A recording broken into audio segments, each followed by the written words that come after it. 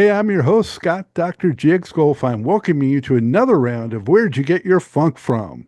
For this episode, I am pleased to welcome Australian funk singer, composer, and producer Traffik, who leads a four-member band of the same name. The group's recently released album, The Signs, is a powerful mix of funk and rock that was 10 years in the making. Traff has also paired up with guitarist engineer Simon Russell as a duo, Eddie Metal, kicking off a series of instrumental recordings. Both are flying under the new Funkoditionalove independent record label banner. Traff, I hope I got it all right. Thank you for being here, man. Absolutely. Yeah. Thank you for having me. All right, so you're coming to us from down under, right? That's right. I was the first Australian artist to collaborate with a member of P-Funk back in 2010. And when I returned home from that trip, I renamed Melbourne Smelbourne, Funk Capital of Australia, and got straight to work on the album that you've now listened to. Very cool. All right. Well, I'm glad we could connect. Appreciate you doing this. And you know, you gave a little bit of a tip off there, but I think if we go even further back, Yeah. the first thing I want to get out of the way is the name of the Yes. show. Where'd you get your funk from? So I want you to tell us where, when you were little, when you were, inside the womb, wherever it was, where did you get your funk from originally, and how has it sort of, shaped who you are? So I've been singing my entire life, always making noise in some shape, form, or fashion. Um, when it comes to funk, I think it's also, I've heard, uh, some of the greats that came before us say that funk isn't just uh, a genre of music. It's a lifestyle. It's the way in which you move. And interestingly enough, I would probably attribute a lot of that to, because I'm a little bit younger, um, I would attribute a lot of it to the hip hop artists that were sampling funk. That was actually how I was introduced to a lot of great funk recordings. So I was one of those curious kids, and mind you, this is pre-internet, um, who would scour every record, every CD, wanting to know, who was behind this, who wrote the songs, who produced the songs, who was the engineer in the session, where did they record it, what label did it come out under. And I notice you're very much the same you know, with everything, so I'm sure you can relate. So, and then, of course, I'll never forget the first time that I heard Zapp and Roger, the first time that I heard Funkadelic's Mega Brain, um, the first time that I heard Juicy Fruit by M2May. Yeah, so many funk classics. When you were growing up, though, what kind of music was around the household, and what kind of upbringing did you have? Lots of different stuff. I don't know whether you're familiar, but like Australia is a very rock-oriented country. So growing up, that was what you heard in the 80s on the radio. You heard a lot of rock music from, local successful Australian artists. There was always music throughout the house. My folks played a lot of different music, everything from Fleetwood Mac to Ray Charles to, um, as I got a little bit older, Stevie Wonder, you know. Um, yeah, So, you've been to America before? absolutely. Several Okay, times. Yeah. all right. So, how old were you when you first came to America? I was 9 years old. So this was Okay, 80. Yeah. Showing my age now. so it didn't Yeah. seem like some completely mysterious, far off Oh, land no, that this absolutely music was not. coming from. No, absolutely not.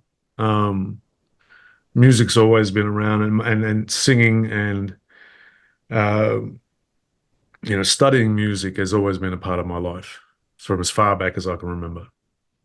So um, and again, because I'm a little bit younger, I would hear certain recordings on the radio, and I would always be curious, like where did that sample come from? And have they replayed that sample, or are they just basically looping that 8 bars or that 4 bars?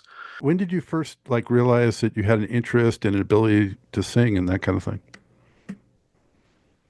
Um, I'd say I was probably about 6 years old when I really started to when my folks really started to say to themselves, you know what, maybe we need to be investing in some music lessons for him because he's always singing, and it doesn't sound half bad. So I started in what was then known as the Victorian Children's Choir when I was um, 8 years old. And back then they would scout out at the different primary schools, state schools, um, grade schools, you would call it, basically looking for young kids that were keen, that displayed a certain amount of talent. And that was how it would begin. And I sang with the choir for years. That's basically where I learned the fundamentals of what it means to be a good vocalist. Breathing exercises, the importance of, pitch, so on and so forth. Um, and I was with the Victorian Children's Choir for 6 years. So fortunately, I was one of those young men that even when I was going through puberty, that my voice never actually cracked. It just changed. Truly blessed. You know. Hmm. So, um, when you were growing up, so you're listening to rock music, and I got to say, one of my favorite rock bands is AC/DC. So, um, Right. Okay. yeah, yeah, because Yeah. I mean, I hear some funk through AC/DC. I mean, those riffs and the blues that they come from, they have some serious rhythm. Yeah. Well, I mean, I'm pretty sure they would tell you themselves, like most of the rock, if not all of the rock musicians that came out of Australia, that they were heavily influenced by foundational Black American culture. It's a known fact. In the same way that the Beatles were, in the same way that the Rolling Stones were, you know, and much in the same way that we are, you know. And it's funny to hear you say that about rock music. Um, you know,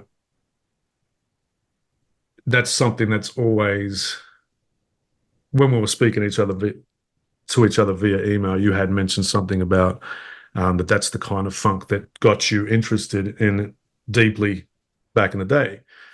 And it's interesting. I remember seeing an interview with Michael Hampton, and he was saying that nowadays and I'm paraphrasing, of course, nowadays he prefers to listen to heavy metal because it's more in line with where he feels funk should be at. And I'm very much of the same opinion. Um, there have been there's been less of an emphasis on everything being guitar driven. I think since we've had the convenience of synthesized instruments, and although a lot of that stuff is amazing, I'm not have nothing against it. Um, for me, my brand of funk would have to be steeped in the blues. Yeah, we're totally in sync on that because, whether it's, searing lead guitar solos Hmm. or that really like serious James Brown kind of based rhythm guitar, the funk for me, the real funk, the pure funk has to have a strong presence Hmm. of guitar. We're definitely on the same page. Yeah. So, Traff, when did you first, start getting with bands and kind of, getting out there and performing a little bit, outside of the choir stuff? So I'm not sure whether you've had the chance to check it out, but I have a small mini documentary that will basically explain to everybody my journey to the funk. You know, um, Everything from when I was a you know real young boy to present stage. So when I was obviously I've performed with the choir, Victorian Children's Choir. I had the privilege of going on their first European UK tour in 1990, I believe, and that was incredible because I guess it really introduced me to what is involved when you're touring in a serious way, where you're in a different city every day. You have to look after yourself, even though you're a kid. You still have to look after yourself. You have to make sure that you're ready for that next performance. And obviously, in these beautiful basilicas and churches, throughout Europe. As a, so I'm with the choir from the age of 8 till about 14, and then in that year that followed, I had already known that I identify with certain things about the whole funk culture, and I just needed to be around other people that knew more than what I did, so that I could learn from them. So back in the day, there was really two radio stations here in Melbourne that broadcast, two radio shows, sorry, that broadcast funk, R&B, hip hop. Um, One of them was on a Friday night by a gentleman called Wayne Fernandez. The show was called WKD, short for Wicked. And the other show was on a Thursday night, a show called Jammin', and it was hosted by my man DJ C. And so I didn't know either of these gentlemen, but I was checking out their shows religiously. And I said to myself, I've got to get in contact with either of these guys and see if there's other artists around town that are in the studios writing material. Perhaps I could be a part of what they're doing.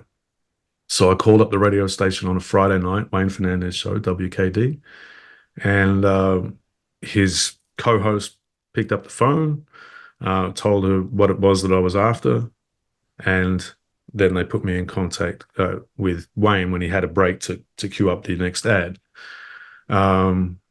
And he asked me to sing for him over the phone. So I sang him a few bars of Stevie Wonder's Lately, enough for him to get the idea. He's like, okay, well, you're serious. And then he put me in contact with DJ C, who ran the Thursday night show. And from that moment on, I became a student of his. He is the first man to play More Bounce to the Ounce on Australian radio and in the nightclubs. He's the first person to play, Rigor Mortis by Cameo, to play a lot of groundbreaking funk music, So I'm a young man, very impressionable. And that's really how things started to then head me in the direction of joining bands and learning more about production and songwriting. Did you have any? I'm sorry. Did you run into any peers of yours or friends that were like, what are you doing into this music? And, like they didn't get it or, because you were a little bit of an outlier, with the funk. Oh, absolutely. And, again, Australia is a very rock-oriented country. The people that have always been in power positions at the label don't really want to see that change.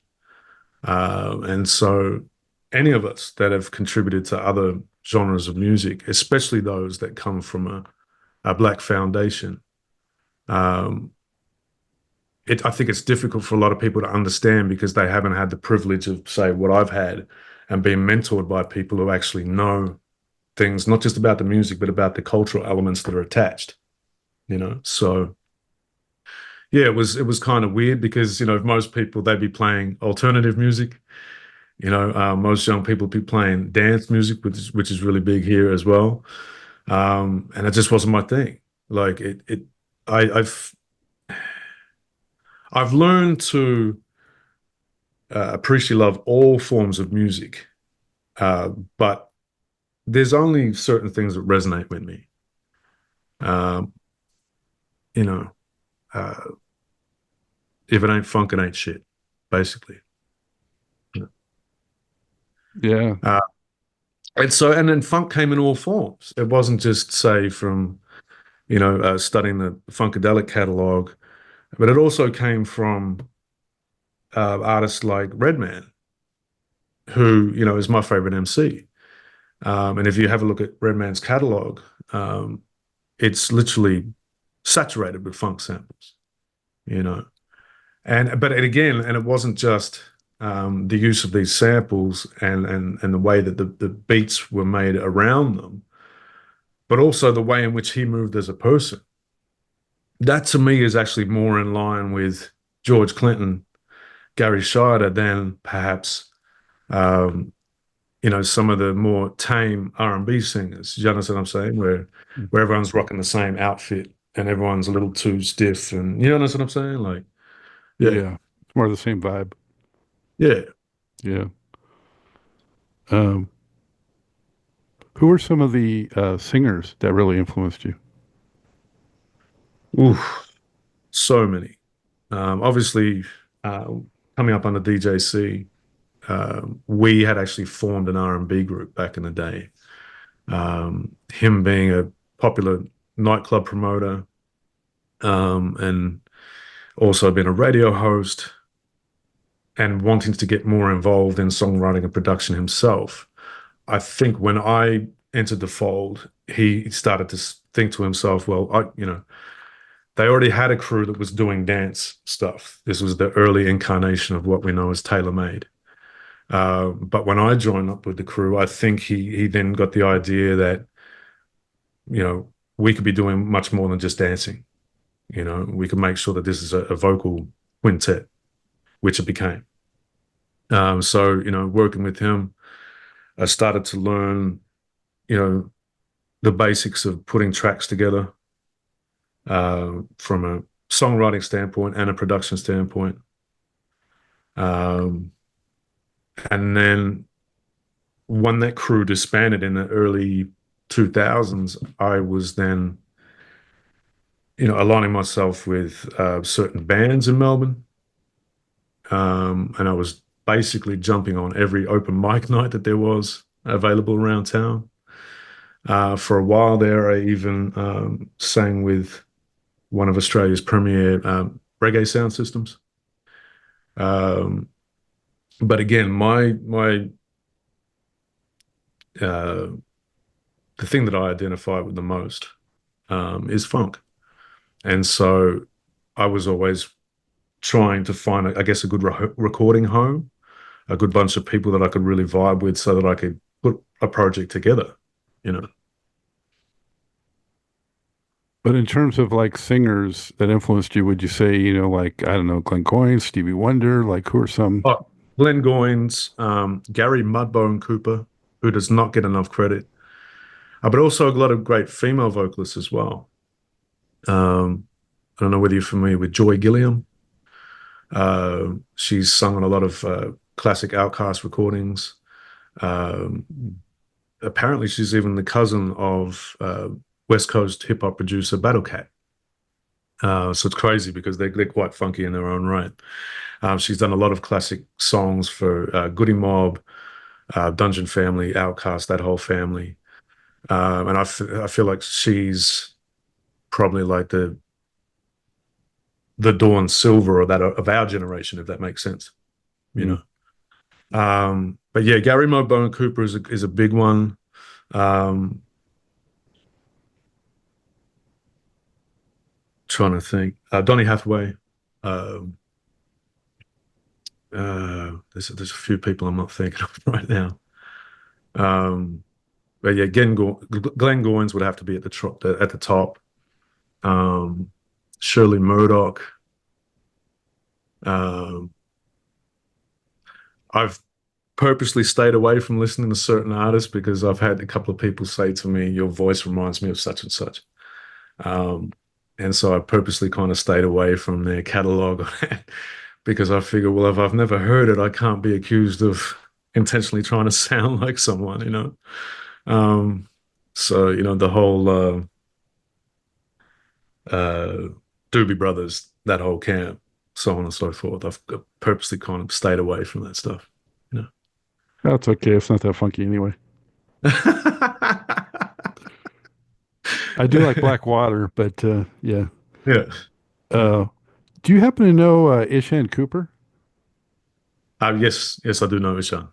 Yeah. Okay, I don't know if you guys are sort of in the same circle or different areas of Australia, but I mean, I know I him. don't know. We're in the same city. Ishan actually played for me years ago, for a short time. Yeah.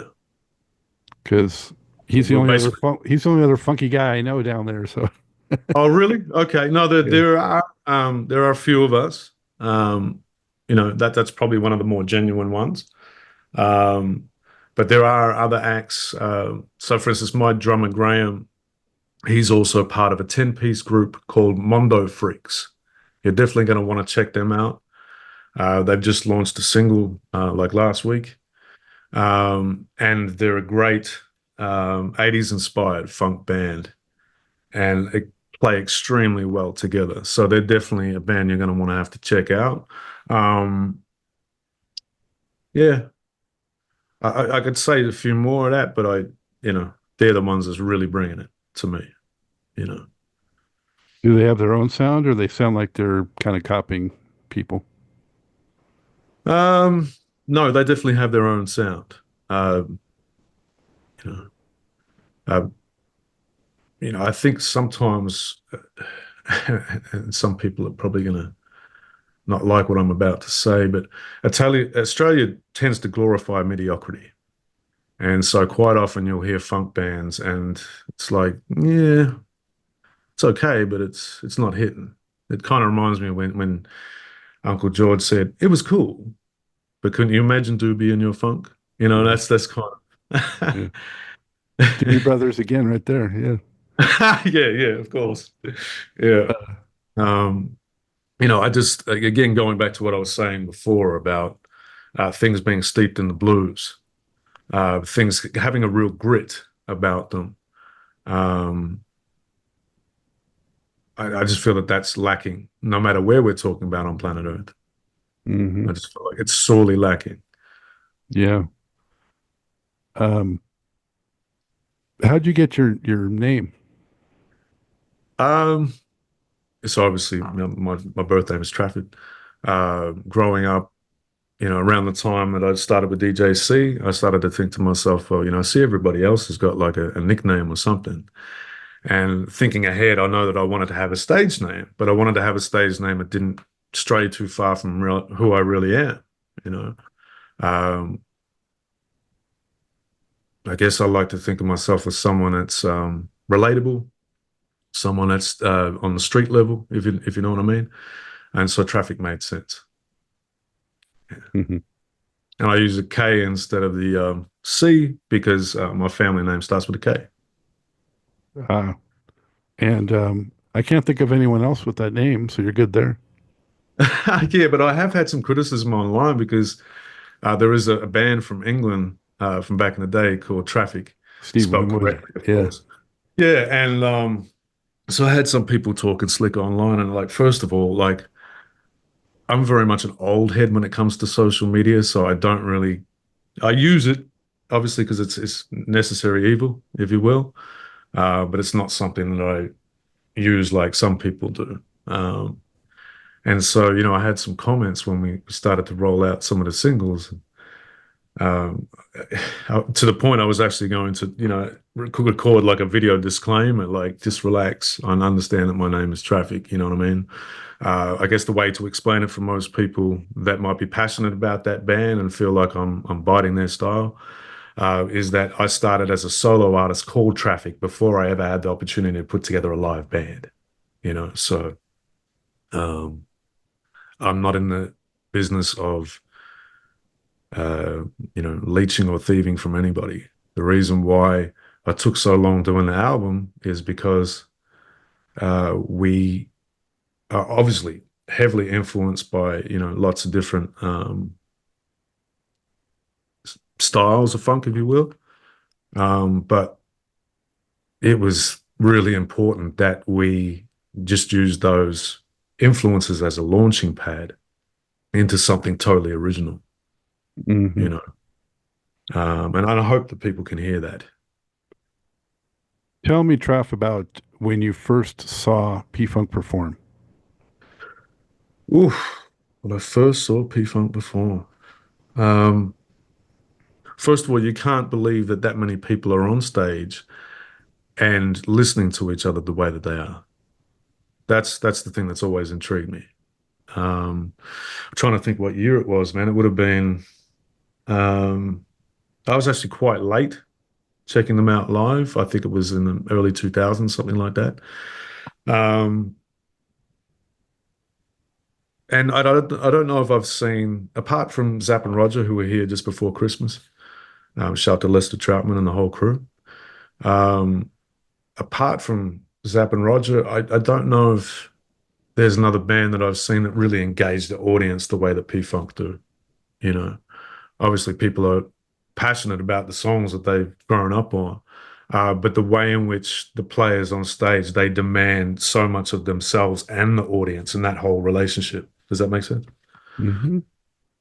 Yeah, it's very Yeah. interactive, and Oh, absolutely. yeah, Yeah. And I'm not sure, I might have been on mushrooms that night too, so I enjoyed that it that much, you doesn't know. hurt. Yeah.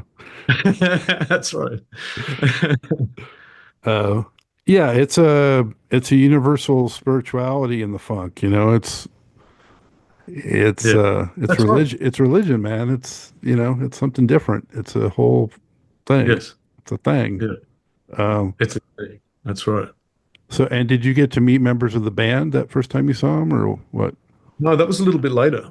Um, so, and I hope I'm not messing up your questions now. But in 2010, again, kind of had a feeling inside that, I need to connect with somebody.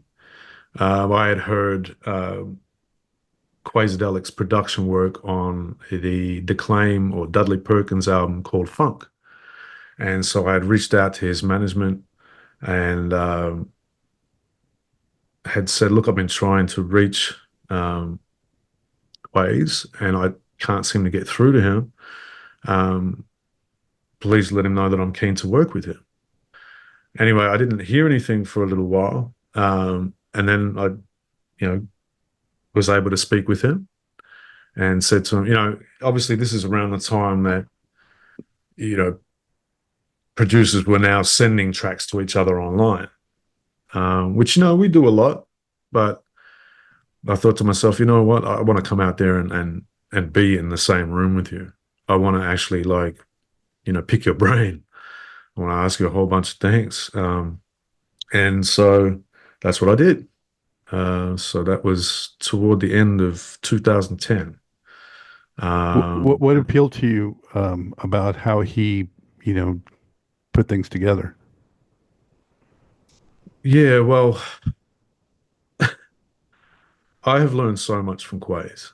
I'm the kind of person where I don't necessarily understand everything when it's happening, but my eyes and ears are recording everything.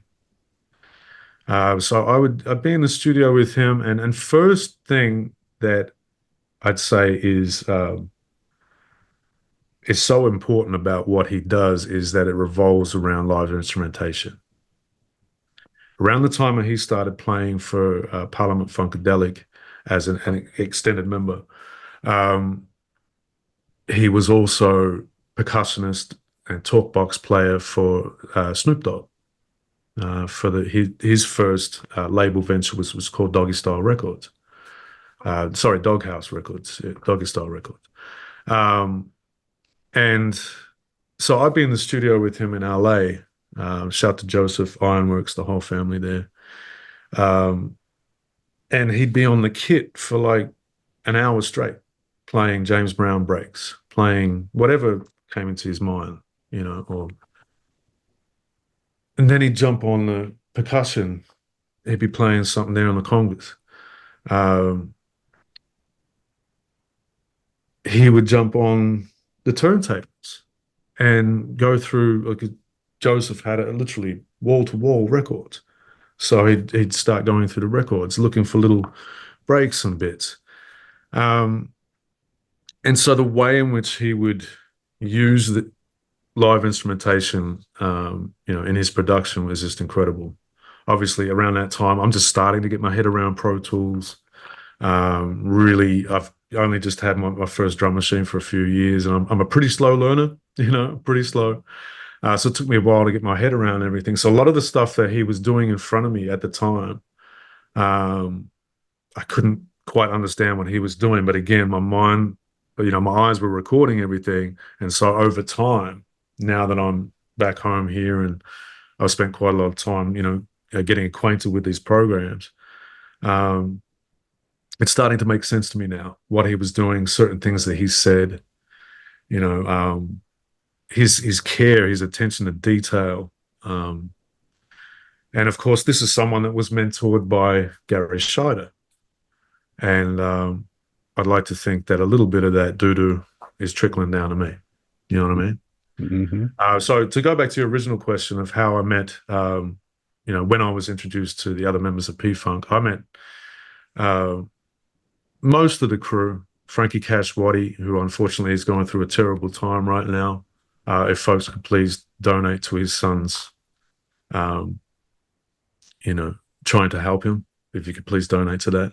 Um, Frankie Cashwati, Lives Curry, Ricky Rouse, who's also responsible for these great hip hop recordings that I grew up on. Um, Obviously, Uncle George. But I think the highlight, Scott, was when I was in the studio with him at Ron Cat Spearman's studio in San Francisco. And that was where I met everybody, by the way. Quays was doing a few dates there, and I would go along with him. And I'm at Ron Cat Studio. I'm in one of the smaller studios with Quays. And we were playing a beat that I'd prepared back home here. And Uncle George walked in the room and said, "Hey, what's that, Jack?" You know what I mean? And I said, "This is something I put together, Uncle. You like this?" "Oh, that there, you know what I mean?" Like, and it was, I'm sorry, that's pretty bad George Clinton impression, but you get what I'm trying to say. Yeah. And that to me is worth more than any accolade. I don't care about any of that goofy stuff.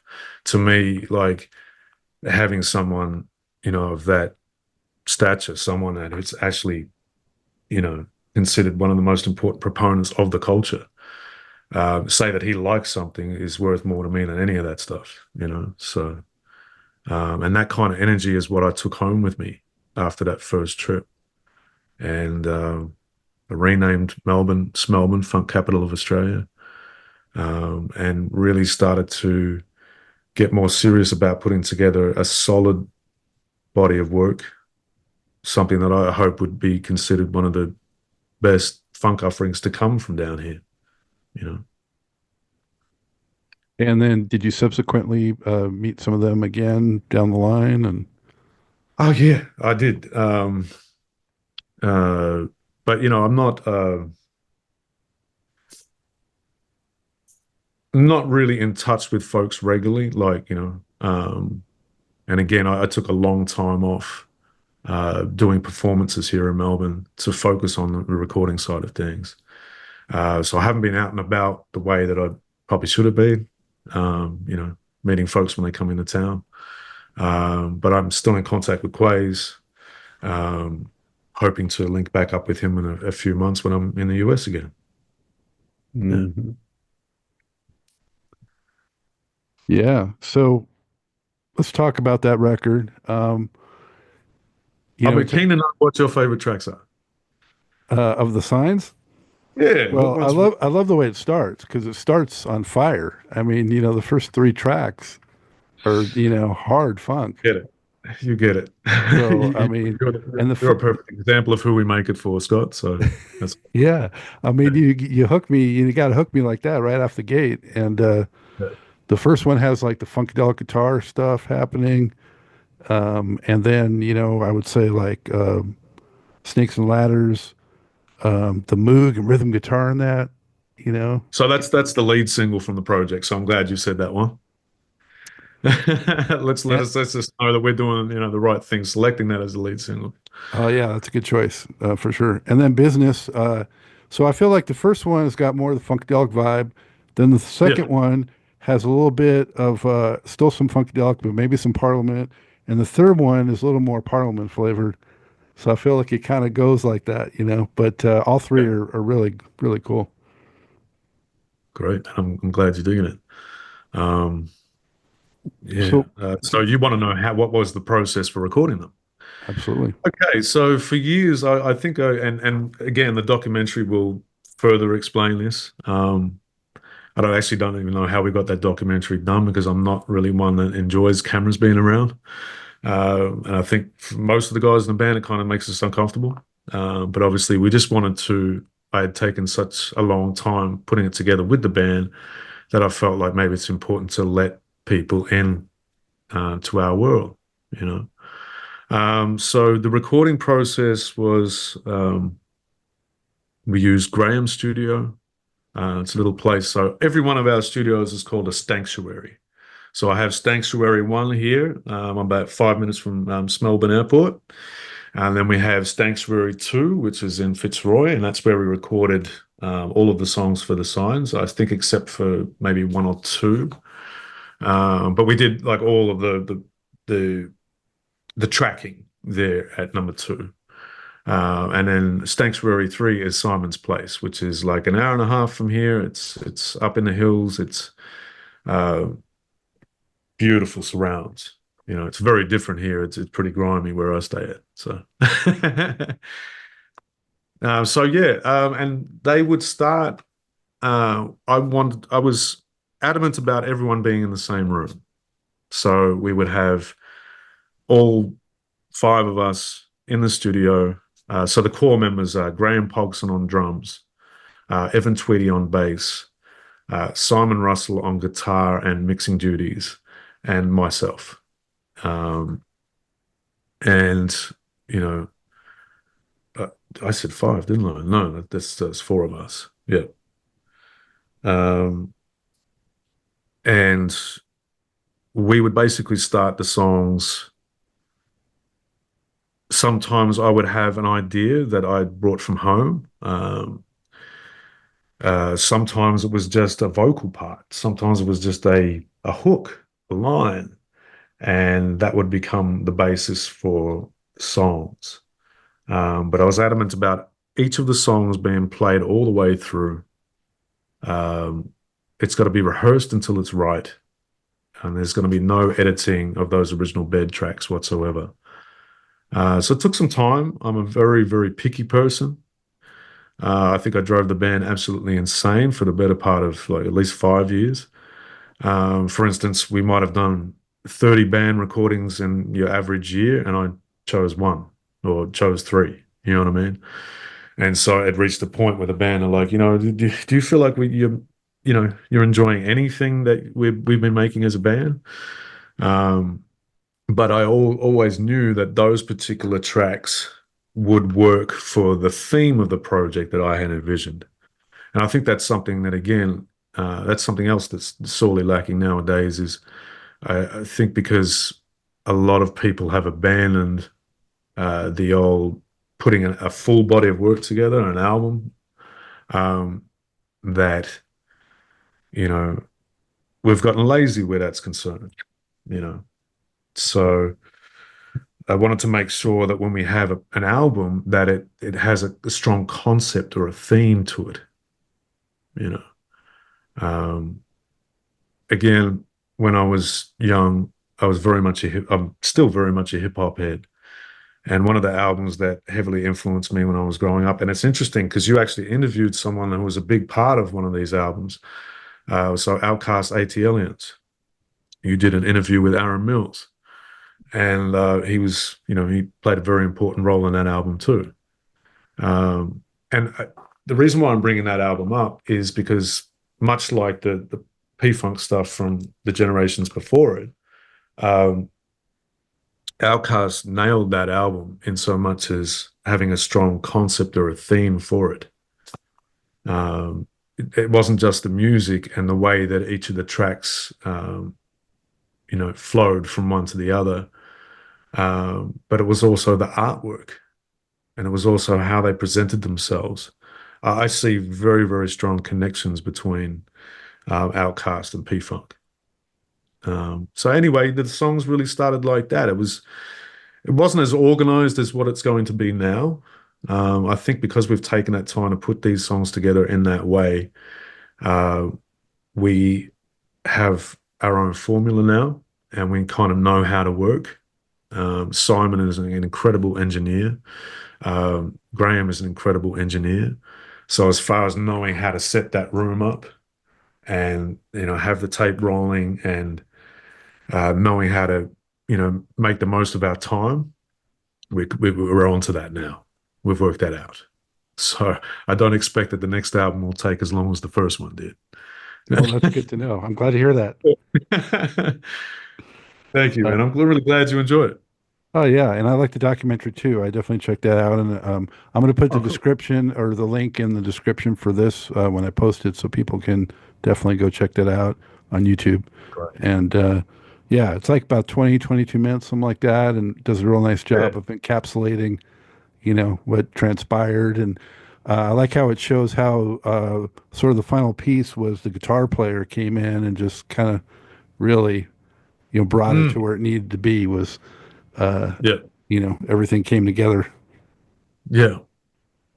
Are you talking about as the documentary is fading out? The No, last no, piece of, there's a guy, a guitar player in the band. oh, yeah. It talks about there was somebody else like early on or something like that, and then Yeah. I don't know the names of the guys, but That's all right. Simon Russell. Yeah. yeah, I'm pretty sure. Yeah. Yeah. yeah. So he came in, and I think you were saying, he just really got the funk, Oh, and yeah. like Yeah. it was, Absolutely. And yeah, I was going to touch on this next. Um, Obviously, I started working on the signs from 2010 to when it came out in 2023. Um, but there have been many incarnations of the signs. And so we tried working with many different guitarists. Ishan Cooper was one of them. Um, I had my man Phil Gianfrido. He helped us at one point. I had Kumar Shome, another great guitarist from Melbourne. He was helping me at one point. Um, and no disrespect to any of them, but I just felt like um,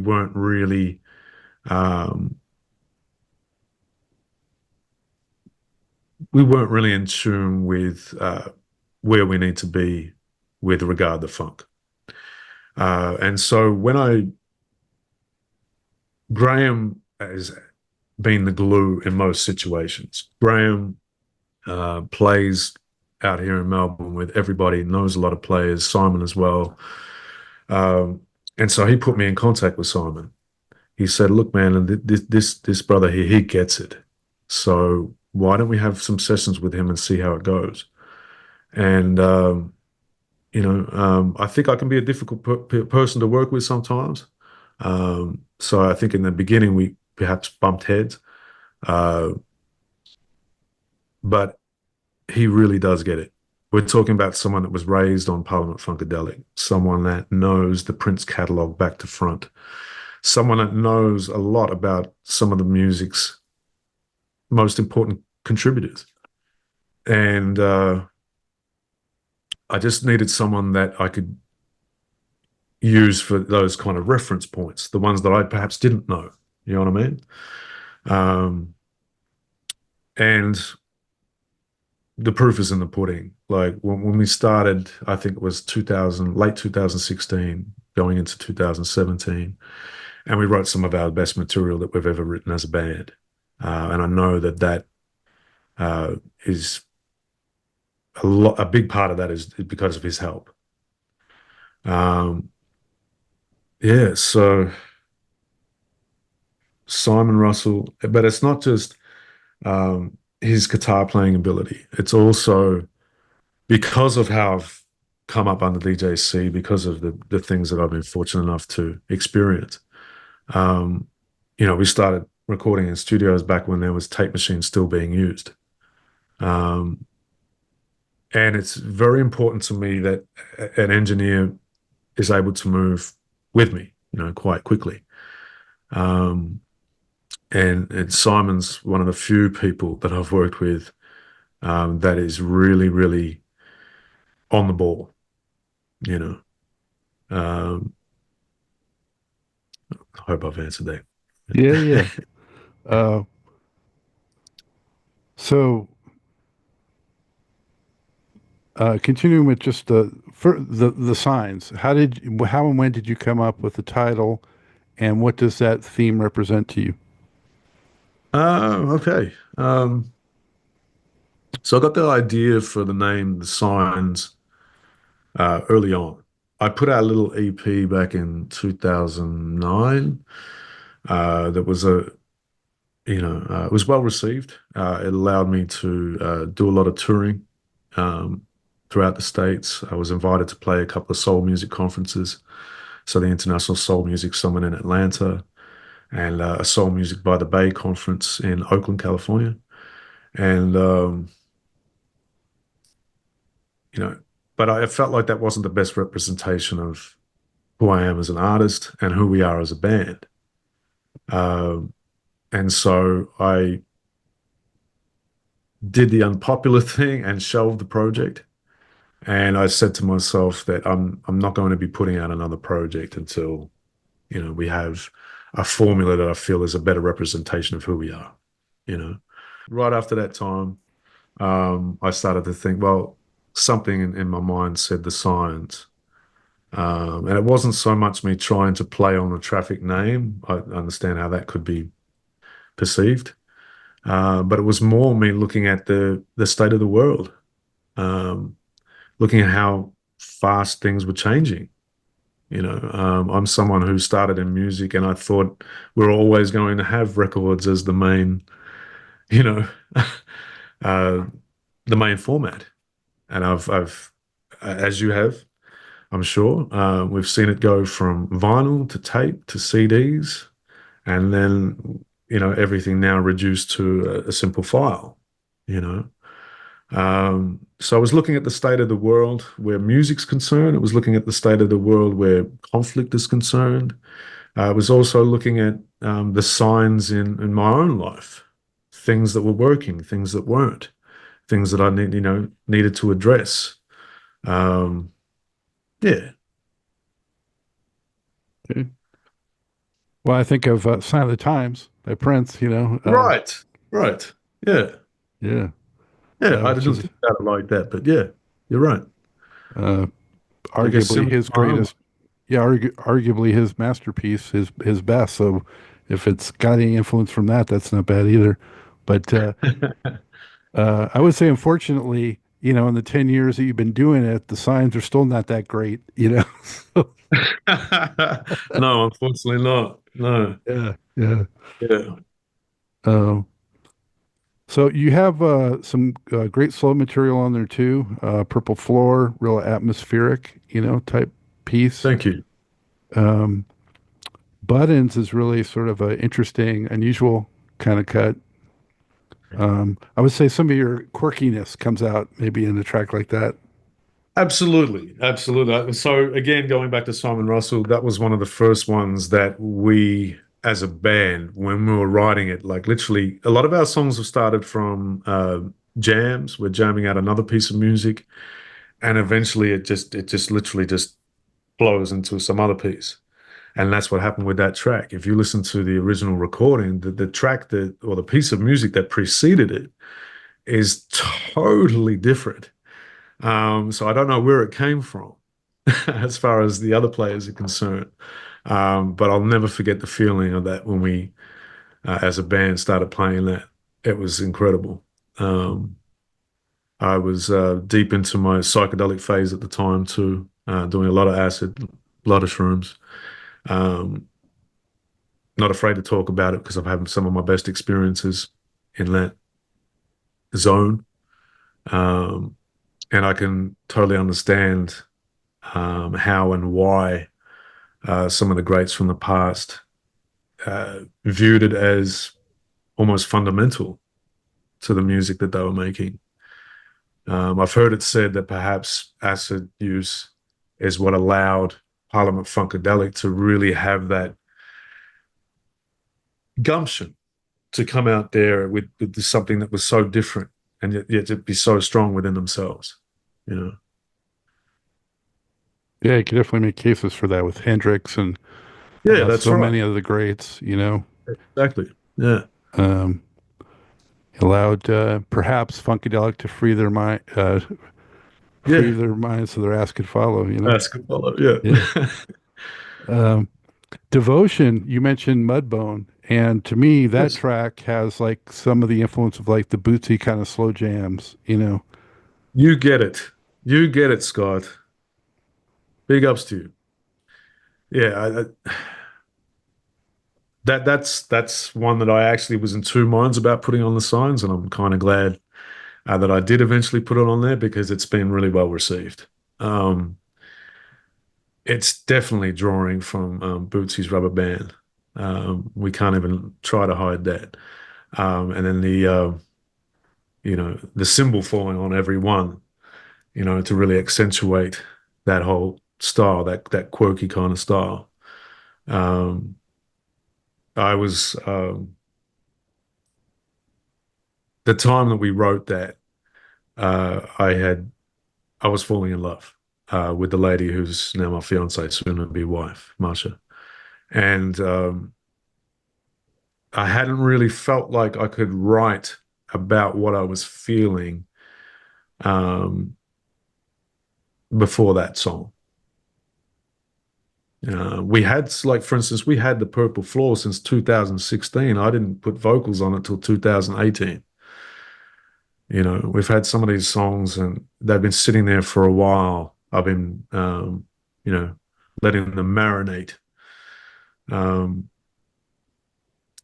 yeah.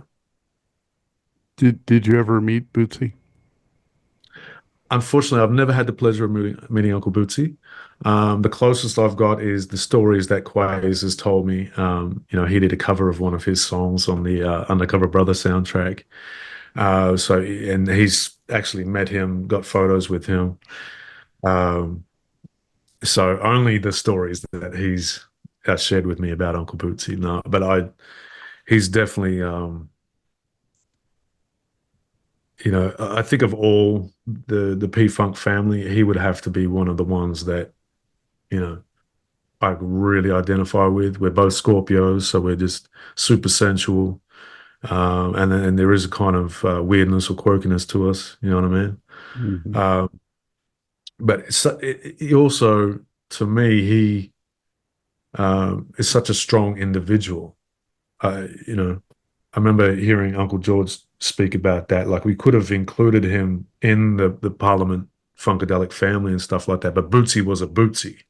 He was his own person. And that's something that, in my own way, I try to bring forward. It's I'm strong within myself. I'm not trying to be like anybody else. That defeats the purpose. It's supposed to be trying to find what it is that makes you tick, not being a Xerox machine. You know what I mean? Oh yeah. So you say that you can be pretty picky. When you're going through this multi-year period of putting this record together, would Yeah. you be like very critical of your own vocals? Would you like make yourself redo stuff a lot? And how would you know when like that vocal was up to your standard or where you wanted it to be? Fortunately, Scott, I that's one thing I've always had. Um, I know when something's not right, and I will be telling the engineer before he can generally before he'd even tell me. So yeah, Simon and I have been there, and even Graham, because in the early days, Graham was helping me with a lot of the vocals. As time went along, and I'd seen how competent Simon was as an engineer, and being that we connected to put together the Eddie Metal project, you know, we were working quite closely together, and I just always had that in me, man. I know when something's right, when it's not. Um, some of the harmonies and stuff like that, we definitely bounced off each other as far as the structure and stuff like that. But for the most part, I know exactly how I want things to sound, and you might hear we've had an additional vocalist, our backing vocalist, Karishma Sadai. She's done a lot of the top notes of the harmonies for that or reinforce them. But I always lay all the parts out myself first, Yeah.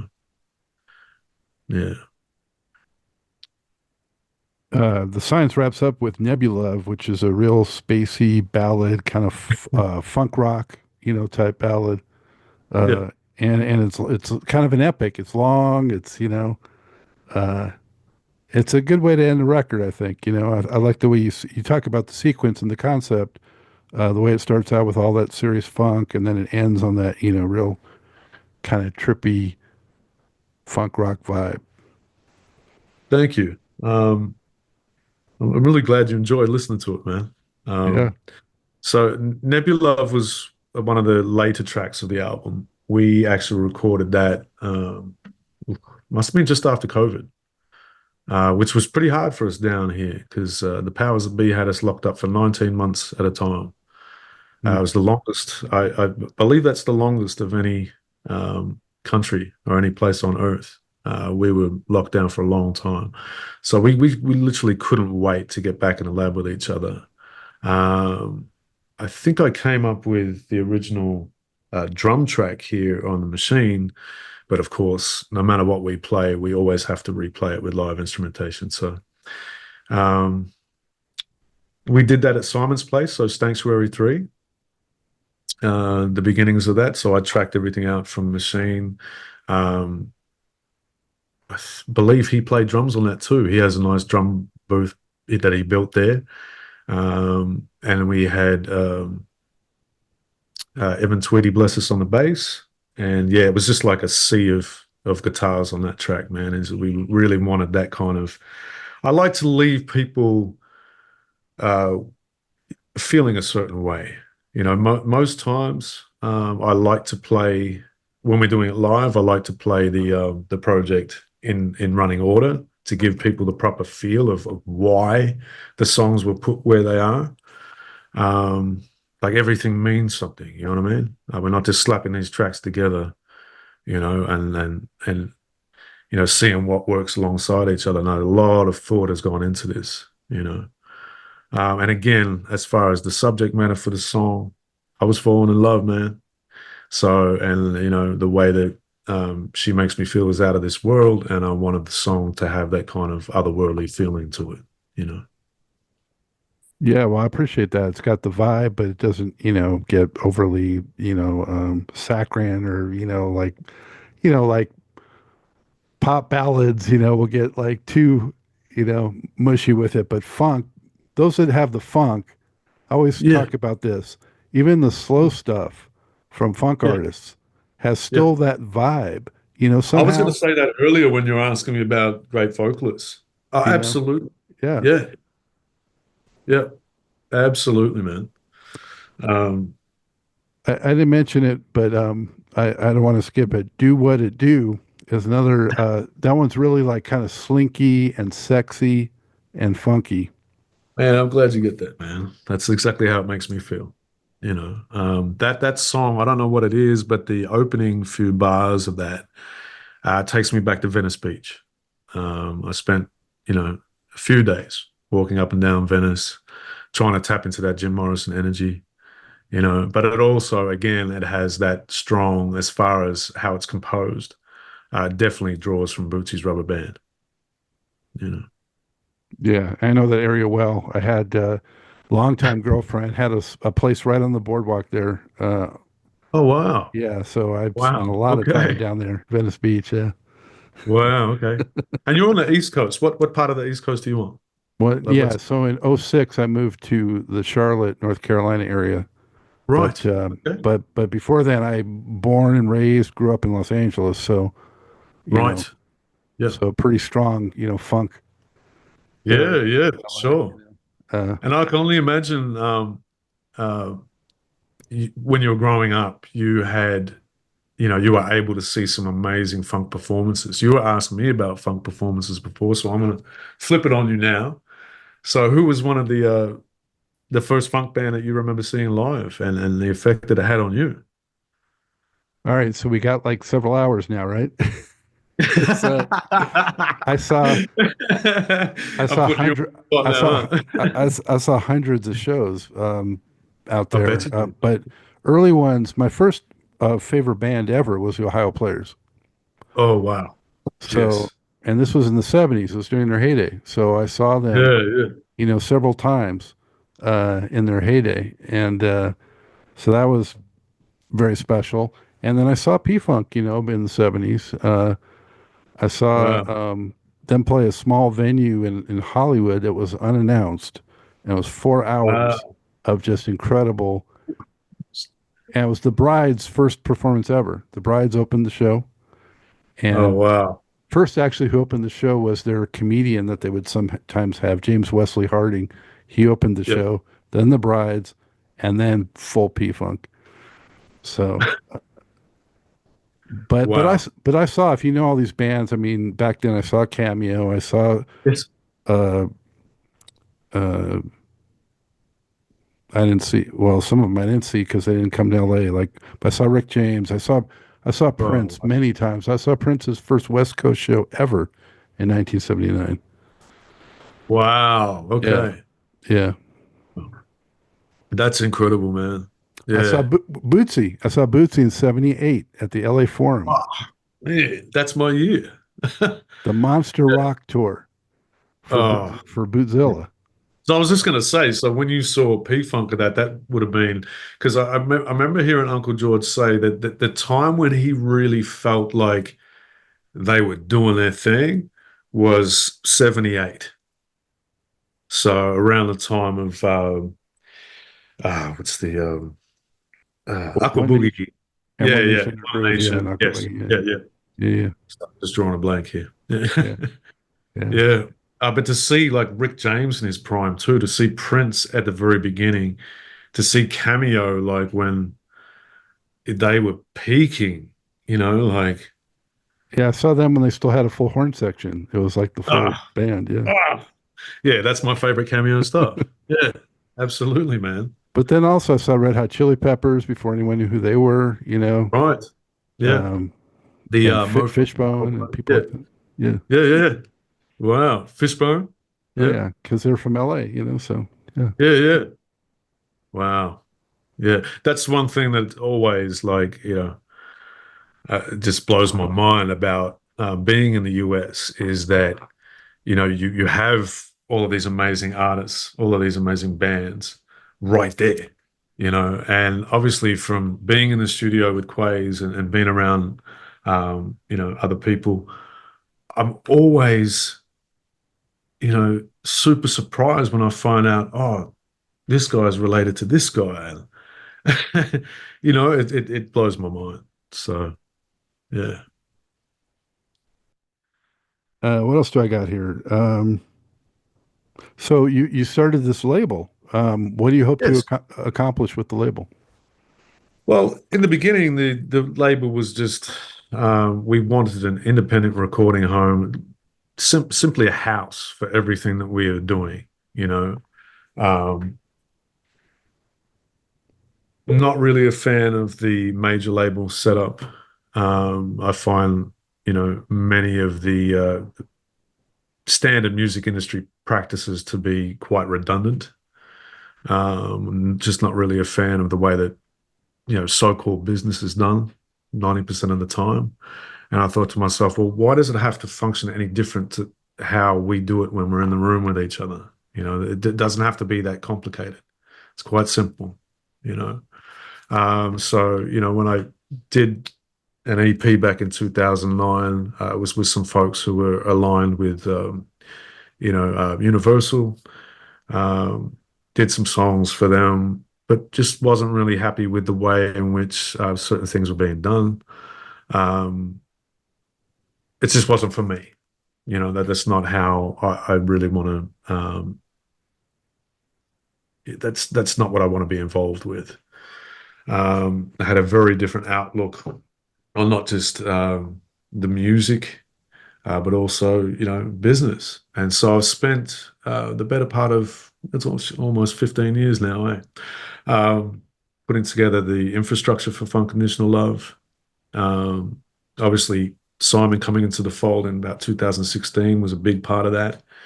We now have a solid engineer who helps us run the label.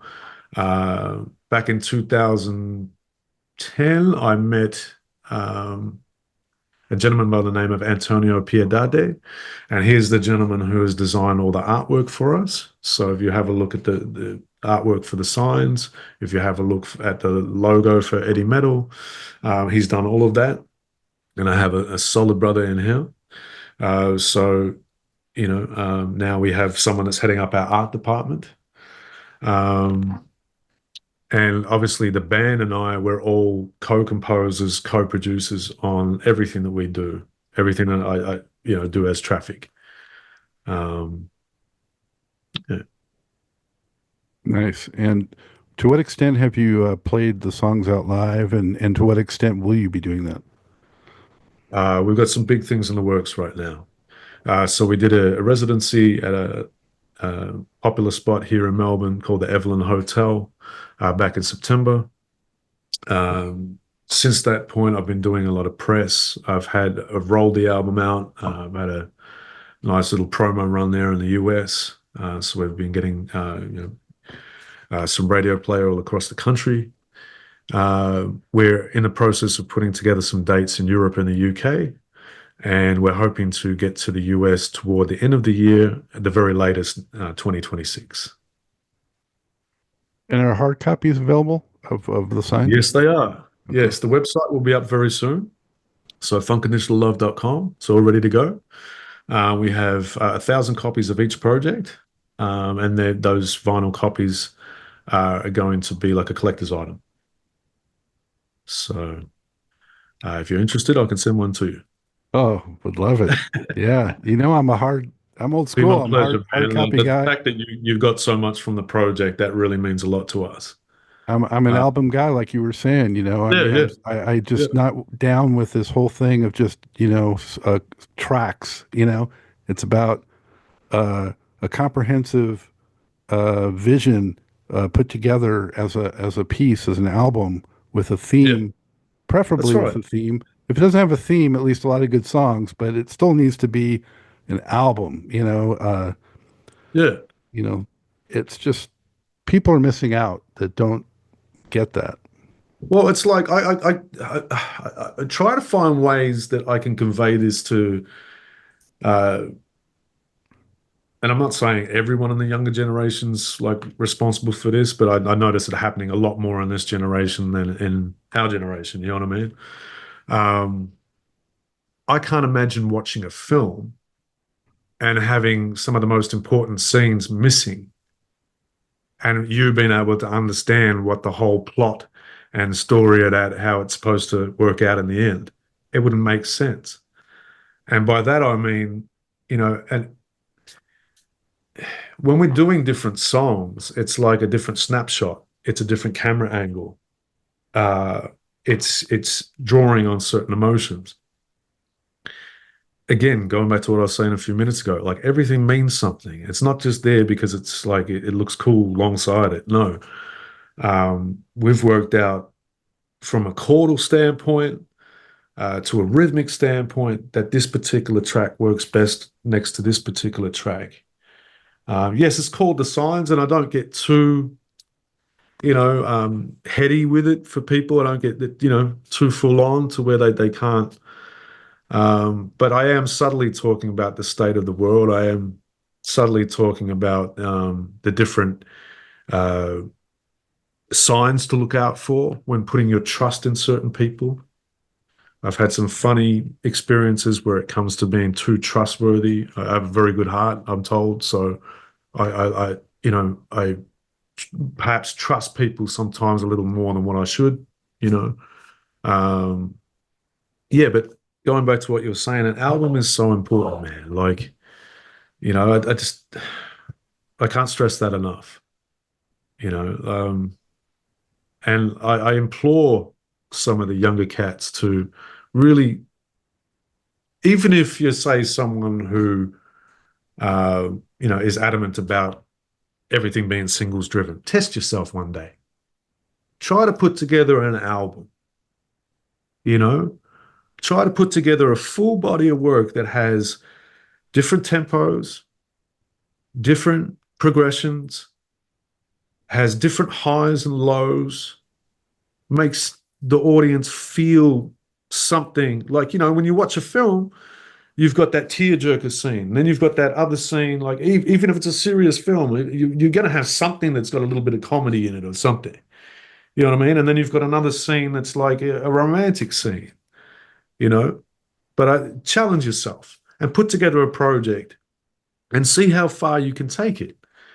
That's one thing that I do love about some of the younger people. Like, when we look at the gentleman that just rocked the Super Bowl the other day, Kendrick Lamar, like he's very interesting when it comes to that, about knowing how to put together an album and all the little things that make it special, you know. Yeah, and I don't want to be on my soapbox too much, but also for And I can't help it, man. I get out there on my soapbox and I'm because we're when it talking comes to albums, man, I get quite passionate about because it. we're talking from the artist side as well as the consumer or listener side, but Yeah. also I just implore younger people to try to be active listeners. You know, Yes. not to just have it as background, noise or whatever, but Mm, part of enjoying and appreciating an album is being an active listener. Where you really mm, focus your attention and your time on what you're taking in through your ears, yeah. you know? And there's just not enough of that because there's so many distractions today and there's, such a short attention span. But it's um it's enriching, and you got to do it to Absolutely. experience it. Yeah. Absolutely. Yeah. Yeah. It really is enriching. Um, I try not to be too cynical. I remember reading Uncle George's book, and one of the things that I really got from that was that, and again, I'm paraphrasing, but something along the lines of, you can't be that negative old head when it comes to the younger generation. You have to try and tap in with what it is they're passionate about, and get in where you fit in. You know what I mean? Mhm. But I think the thing that's different is because of how the pace at which the world is moving now. It's just so different. Like you and I remember when some of our favorite artists, they wouldn't come out with an album, say, for a couple of years, 2 or 3 years sometimes. Not in all cases, but sometimes. And it allowed you a chance to, like you just said, to really absorb it. Now it's this oversaturation of, everyone's an artist and even for artists that I love, I can't keep up with it. I can't. There's so much stuff coming out all the time, and I don't have the chance to really absorb it in the same way that I used to. The other thing that I do find interesting about the younger generation, and I'm hoping that I reach a young person today when it comes to some of these points that we're making, you know, um, is that you had to take the time to research certain things when we were younger. There wasn't another option. And I find sometimes, like, even with all of the information at their fingertips, they still don't know half the stuff that you and I know about, like, certain people that were responsible for certain recordings. Do you see what I'm saying? Like, Yeah. and so I implore any young person that's listening right now, dig a little deeper. You might surprise yourself. For instance, and I'm using a name that a lot of young people will be familiar with. But when Tupac was recording his All Eyes on Me album, the one that's considered like one of his greatest, some of his greatest work, the double album, there was an engineer on that album called Rick Clifford. Now, had I not researched who Rick Clifford is, I wouldn't have known that he was also responsible for being sound engineer for Michael Jackson, Whitney Houston, so on and so forth. You never know what you're going to find out.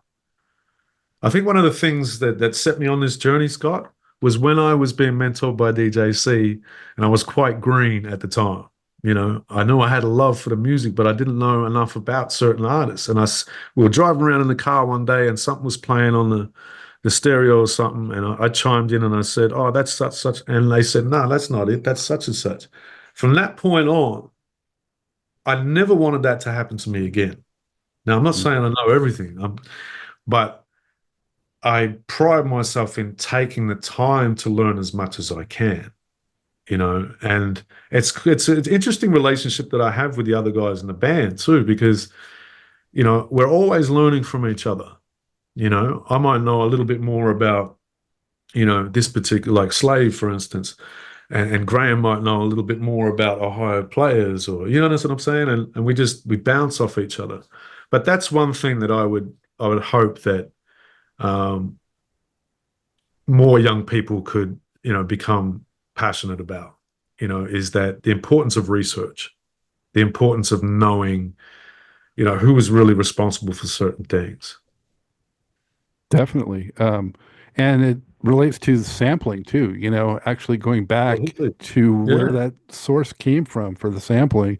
And in some yeah, cases it has worked, and I think it helped funk a lot because, you know, those hip hop tracks that would sample funk, a lot of yeah, people did go back and discover where it came from. Not everybody, but the other thing is what you're talking about is to a large extent not just researching, but there used to be liner notes that people would always see, and you would, you know, if you had just taken a whole record, you'd spend some time looking at that, whatever came with absolutely. it, and so Yeah, you'd notice those names.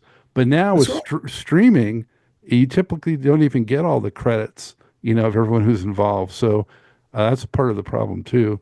And that record you mentioned, Tupac, I'm pretty sure George Clinton was on at least one track on that record too. Oh yeah, absolutely. Yeah, he was on Can't See Me. Yeah, So the first track on side two of that album. But then again, but they're also using like other samples of that throughout. Uh, I'm not sure so much that album, but there is like other albums of his that are, for instance, the Thug Life album. The third track in the track called "Shit Don't Stop" that samples Aqua Boogie, and again that was how I was introduced to some of these songs was because I was such a hip hop head when I was younger. It's not the popular culture that it is nowadays. You know what I mean? It wasn't like that back in the day. And I remember because DJ C, he worked at one of the only record shops that we had here in Melbourne that really stocked funk. And I remember going through the crates and I was finding all these interesting albums. And then one day I'm in there and they're playing that song on the loudspeakers. And I'm like, who is this? He's like, that's P-Funk, man. You've got to check it out. So I'm saying, so it set me on a journey.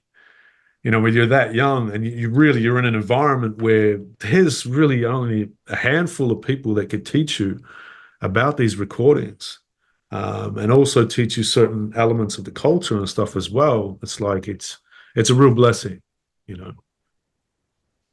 for sure. So we're going to start winding it up, Traff, but I wanted to ask you Yes. if you had to pick five albums that Oof. you could only have, let's say, I don't know if there's some small island off of the shore of Australia there. If we were stuck Yeah, on some yeah, island yeah, there, what would you be like yeah. taking with you? Like, I can't miss hearing these again. Five. Oof, just five. Okay. Where do you start? Like at what point in history do you start? I feel like I should be starting with James Brown, but I'm going to start with Sly. So there's a riot going on for me, would be number one. Um, I don't know whether you can hear that in the signs, but the simplicity of his songwriting sometimes um, just intrigues me, always has. In particular, not so much the musical arrangements, but the vocal arrangements. So there's a riot going on will be number one. It's one, you can't see it, but it's one of the signed covers on my wall here. Oh wow. Signed by Larry Graham, not by Sly. I've got one up here that I'm looking at next to Curtis Mayfield. May he rest in peace. But no, unfortunately, it's not autographed. I can only imagine. Look, I'm looking at your wall back there, man, and you have an incredible collection of things. So yeah, All right. Well, that's one. Keep going. yes. Number one, Maggot Brain would be number two. Yeah. Number three would be. oh, it would have to be uh, placebo syndrome versus Funkateliki.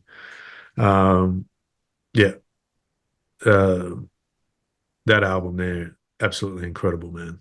Like, Flashlight, one of the greatest songs of all time.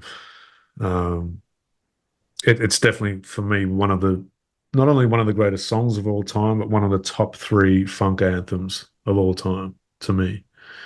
The symbolism again, the the flashlight, having that on stage and shining a light on the situation, in the US. Yeah. The Uh, concept. Yeah. Exactly. Again, concept, theme. What are you saying? Is there any depth to what you're saying? You know, and I think going back to what we were saying about, you know, the younger generation and stuff like that, like that's really important. That there's a lot of people that if you're not studying what has happened before you, you don't know what ground has been covered already. You don't know where you fit in. And I think in a lot of ways, that's what took a long time for the science to come out because I was absorbing so much great music. I'm starting to really understand the progression of music, the progression of funk.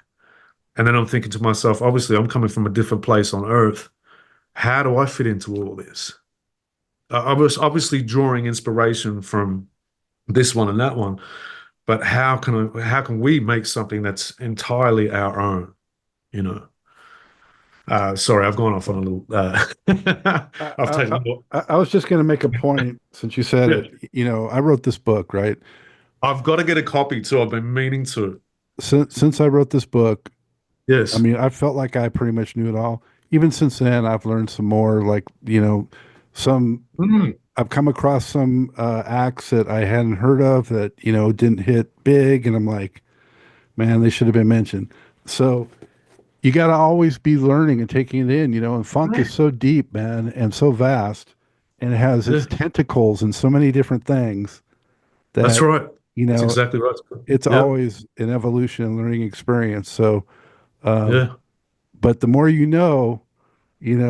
it's just brings that extra value to whatever you do with it. yeah, absolutely. So they would be the first three. So we've got There's a Riot Going On, Maggot Brain. We've got Funkatellic versus the Placebo Syndrome. Um, then I would have to say, oh, it's getting hard now. um, a player of the year for me. Bootsy's really, really important. Um, we're talking about funk, and I've already like what three of what I've chosen are part of that whole P Funk familiar. Um, and I I got feel like I, I'm I kind of got three. I love that album. I got three Bootsy albums on the wall, but that's yes. not one of them. That's not one of them. Ah, right. Okay. Though. I'm actually, I'm looking for an original pressing of that album. I do have With the it other still one. has the glasses inside. Oh, that one. Yeah. Yes. That's the one I want. Yeah. Yeah. Oh man. See, now I've already given you four, and I feel like I've done it this, not that they aren't worthy of those spots, but I feel like I'm doing a disservice to, the cameos, the Zapp and Rogers. Um, I think, yeah, and then Prince, so on. Rick James, damn. I can't believe you were able to see him live in his heyday. I could only imagine what that was like, man. Rick, because of some of his, unfortunate incidents that happened, I feel like he gets a bad rap, and people don't give him enough props. I had the privilege of checking out that documentary that came out recently, Bitchin', It was pretty good. and it I was thought. incredible. Yeah. It felt like his daughter, she did a fantastic job with that. He simply doesn't get the props that he deserves, you know. And obviously there was some kind of rivalry in the beginning with him and Prince or that, but let's not forget Uncle Ricky, like Prince is amazing, but let's not forget Rick. Hmm. So yeah, let me think for this last one. I think I'm going to say the first Zapp album, and I'm going to say that because again, coming up on the DJC, he was the first one to like he would do fly stuff. He'd be playing a set, and even on the radio, man, they weren't trying to hear it down here. Australia can be a very racist country. So they didn't want to hear this stuff on the radio. They didn't want to hear none of this funk in the nightclubs and stuff like that. My man had to fight, dealing with certain nightclub promoters, dealing with some of the radio execs just to get this stuff heard. So a song like More Bounce to Ounce is very, very important to us down here. You know, um, he would do fly stuff like C would play More Bounce to the Ounce and then play, um, you know, Biggie's Going Back to Cali, which samples that. You understand what I'm saying? Like, and he would have other DJs down here Connected the dots. connecting the dots for young Yeah. people like myself. And, you know, he was so good at doing that. He played like 7 Minutes of Funk, the whole darn family, and then play the Jay-Z record. You understand what I'm saying? Or EPMD. You know, he'd play Rigor Mortis by Cameo and then play Get At Me by DJ Quick, which is, like, in my opinion, probably the best use of that sample, you know. Um, and he was so good at doing it that other DJs down here started to bite his whole formula, started to steal his ideas. And, you know, again, we're from the generation where you had to be original. You know, there's rules to this. Um, I feel like you know, also should be including some of my favorite hip hop albums, but you said five, and I think everything has to go back to the funk, you know. So those five are, to me, some of the albums that not only inspired a lot of great funk music, but they inspired a lot of great hip hop music and a lot of great soul music. You know, when you're talking about like There's a Riot Going On, you know, I can't even name an R&B singer that wouldn't reference that album as being something that influenced them heavily. You know, Yeah. I mean, it's such an important lens on what was going on in Black America at the time. In America in general, but in particular Black America, because obviously it came out at the time with the uprisings that were happening, you know, around the country. So Did you yeah, see Summer of Soul, the documentary uh the I Questlove did haven't a seen couple it, years but I ago? bought the soundtrack. Okay. I Yeah, you bought the got it. vinyl for it like 18 months ago, but I'm yet to see that. Yeah, Um, that was Thank very you. You cool. just reminded me, Scott. I'm going to get on that. And I'll definitely be copying the copy of that book too, because like you said, I mean, it's a beautiful thing, man, like how you can just surprise yourself every day. Like, I didn't know that. Okay, right. You know? Well, you know, your album took 10 years to make. It took me Yes, um it took me 20 years to get that book to done. compile all that information. I started like around Wow. 89 and I didn't actually put it out until 2016. So, cuz Wow. it kind of morphed from different things, probably like your album did, where originally I wanted it to be like the ultimate total encyclopedia of everything funk. And then it was too ambitious and broad. I would never get it done or accomplished. So I had to kind of hone in more and narrow it down a little bit more. But Yes. yeah. I also Man. think of, you know, people that took a long time with an album. I think of like D'Angelo, you know, he took, I think, like 10 years with one of his or something like that. I definitely hear a lot of that in D'Angelo. I hear a lot of that in a lot of the. I don't like to use the term neo soul. In fact, I loathe it. Um, but yeah, I hear a lot of that influence in D'Angelo and other artists. You know, uh, I also wish that a lot of artists would really um, could venture there. You know, don't be afraid to. Um, You know, I think it's important to. I find a lot of music in our generation, we're not talking about what's really going on. I feel it's one of the. It's a very interesting thing, a peculiar thing, because I don't know any other time where that's happened, where all of these terrible things are going on, but we're turning a blind eye to it, and the music that we're making, it's it's not even touching on a lot of these important topics. You know. Mm, yeah. For instance, I've written a song called "Virus" about what happened to us a few years ago, being locked down the way that we were. It's a real funk anthem, and you had asked me before about you know, the live shows. So we're looking to do a full launch for the Signs in the coming months, and we'll be doing a launch for the Eddie Metal project as well, and letting everybody know that that will be a continuing series. You know, um, yeah, man, Hmm. I just wanted to point out on the five that you picked, yes, George Clinton touched four of them, absolutely, and Bootsy yeah, touched three of them. So that's right. yeah, That's right. A lot of people don't know about Bootsy's influence on that first Zap album. Like they've really, he doesn't get enough props. yeah, You know, it's yeah. not just a great bassist. He's in there doing it all. Like, yeah, So Traff, let people know how they can keep up with you and how they can look for what you're doing and all the communication stuff. sure. Okay. So we have three different pages that I'd like everybody to check out on social networks. Um, they are Traffik Band Official, so TRAFFIK Official on Instagram. We also have Eddie Metal Official on Instagram, and we have Funkoditionalove on Instagram. Um, the website will be up very soon. That will be in conjunction with us launching the signs here in Melbourne and in other parts of the world. So that's the best way for everyone to keep in contact. And we'll be letting everybody know about the shows that's coming up very, very soon. Very cool. And the documentary, do you have a YouTube channel or you just have it? Yes. So the Okay. YouTube channel is Funkaditional Love.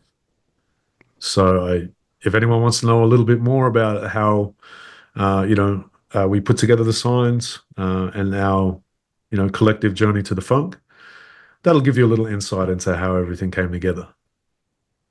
Outstanding. Man, it's been so much fun talking to you about the funk. It's my passion. So I'm Sorry, always so Lenny. glad to support and talk to somebody who's still bringing the funk, and Thank you bringing so much. something new to it. It's just so important, So thank you for doing that. Yeah, thank you, King. It really means a lot. Thank you for having me on the show. As I said, I've been watching the work that you've been putting in. Yeah, but you are interviewing all the people that should be interviewed, and I'm pleasantly surprised when I look on, the channel for the ones that I haven't seen yet, and I'm like, wow, you interviewed them too, That's great. So like I said to you, I'm looking to be out there soon, and I would love to link up with you when I'm in town.